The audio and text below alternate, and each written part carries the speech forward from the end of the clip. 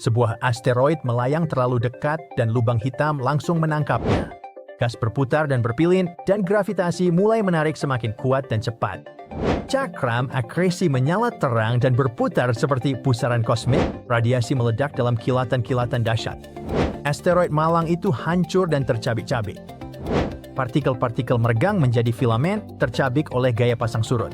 Dan kemudian dalam sekejap mata, cakrawala peristiwa menelan asteroid itu, dan ia lenyap dari pandangan. Kamu berdiri di tepi jurang kosmik paling ekstrim, menatap ke dalam lubang hitam. Kedengarannya seperti kehancuran seketika, bukan?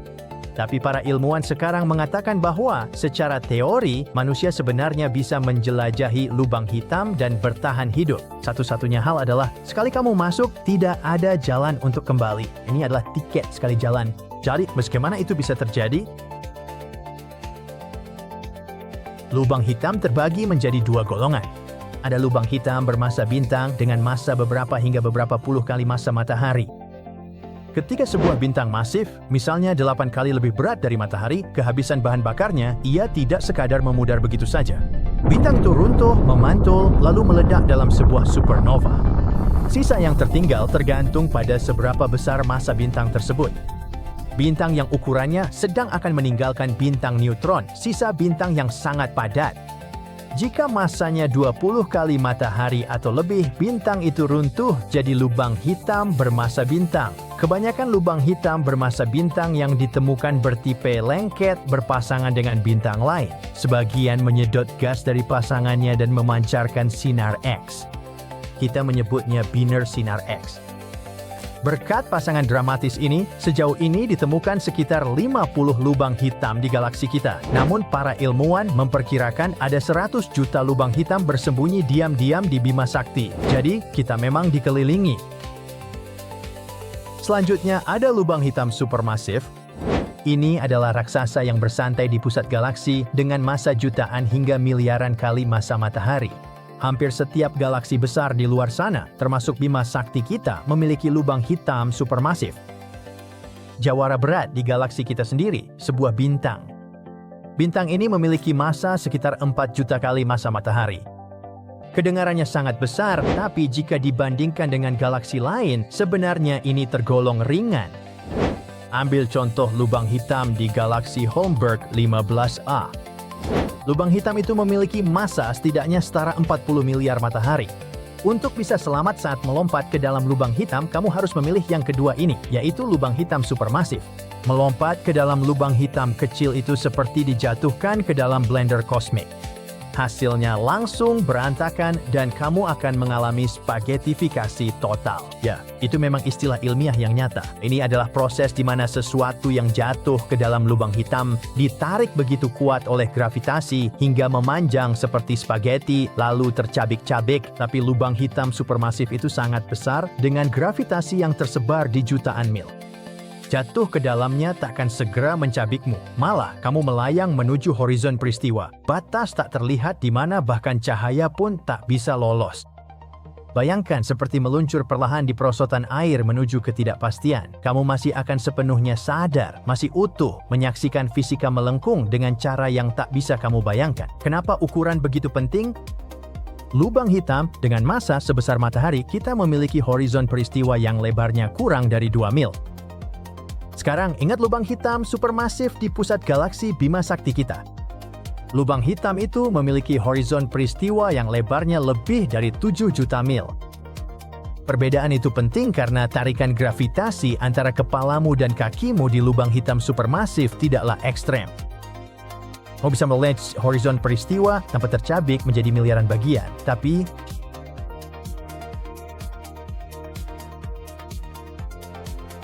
dari luar kamu hanya menghilang. Dari dalam, waktu dan ruang berputar dengan cara yang tak bisa diprediksi oleh pengalaman manusia manapun. Kamu akan terus jatuh, tetap sadar dan utuh ke dalam wilayah alam semesta yang benar-benar sepenuhnya tak dikenal. Jadi ya, secara teori manusia bisa menjelajahi lubang hitam. Tapi itu bukanlah petualangan seru yang bisa kamu ceritakan pada siapapun. Begitu kamu melewati titik tanpa kembali, petualangan terakhirmu akan dimulai. Bagaimana jika kamu akan terjebak di dalam lubang hitam selamanya, melayang di dalam inti yang membingungkan pikiran itu?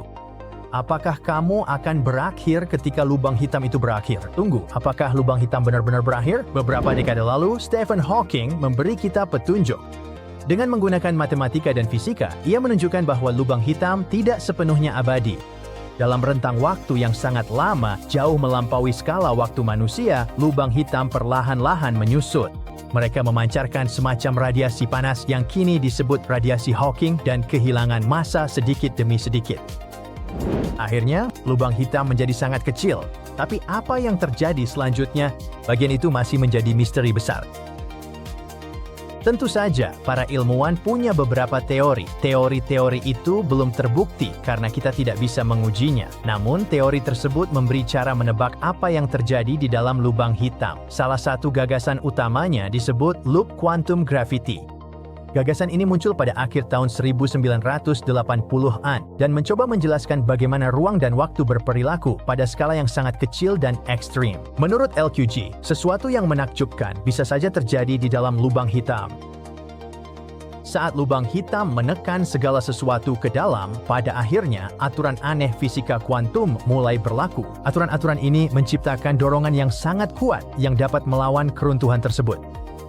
Pada dasarnya, lubang hitam bisa memantul kembali alih-alih menghancurkan segalanya menjadi ketiadaan. Setelah itu, mulai berperilaku normal lagi. Namun sekarang, lubang hitam justru tumbuh keluar, bukan menyusut. Hal paling keren adalah teori Einstein juga mengatakan bahwa hal ini mungkin terjadi. Para ilmuwan bahkan sudah punya nama untuk itu, lubang putih. Bayangkan lubang putih sebagai lubang hitam yang berjalan secara terbalik. Mirip seperti melempar bola. Saat bola jatuh, ia turun, tapi ketika memantul kembali ke atas, ia mengikuti jalur yang sama.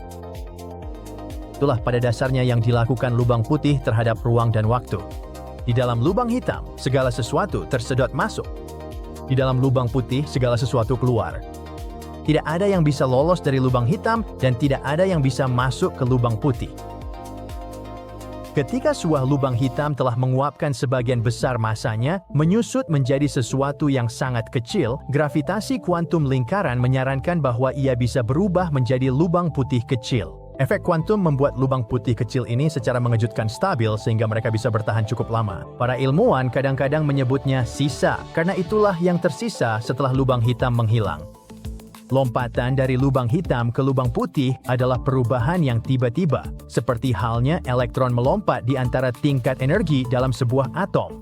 Jika kru pesawat luar angkasa mengamati dari kejauhan, lubang putih akan tampak hampir persis seperti lubang hitam. Ia memiliki massa, itu masih berputar dan debu serta gas mungkin berputar di sekeliling tepinya. Namun jika mereka terus mengamati cukup lama, mereka akan melihat sesuatu yang mustahil. Lubang putih itu akan memuntahkan aliran materi dan energi secara tiba-tiba. Dan kemudian mereka akan tahu dengan pasti ini bukan lagi lubang hitam. Inilah objek lubang putih. Lubang hitam memiliki horizon peristiwa, titik tanpa jalan kembali. Begitu kamu melewatinya, kamu akan lenyap. Lubang putih justru sebaliknya. Tepinya adalah zona terlarang masuk. Tidak ada apapun dari luar yang bisa masuk ke dalamnya. Di dalam lubang putih, benda-benda bisa keluar dan bercampur dengan seluruh alam semesta. Namun karena tidak ada yang bisa masuk, apapun yang ada di dalam benar-benar terputus dari luar. Tidak ada apapun yang terjadi di luar sana yang akan pernah memengaruhinya. Tapi lalu, bagaimana isi dari lubang putih itu bisa berada di sana? Mungkinkah ada terowongan yang menghubungkan lubang hitam yang menelan materi dan energi dengan lubang putih? Jika ada, bisakah kita keluar melalui lubang putih setelah masuk ke lubang hitam? Sayangnya, itu sangat mustahil. Kamu tidak bisa menggunakan semacam terowongan untuk berpindah di antara lubang ini. Jika jatuh ke lubang hitam, pada akhirnya kamu akan menabrak singularitas di pusatnya, meski selamat melewati perjalanan horizon peristiwa. Bagaimanapun juga, sejauh ini semua ini hanyalah spekulasi karena lubang hitam tetap menjadi misteri dan tak terjangkau, dan kita bahkan belum membuktikan keberadaan lubang putih.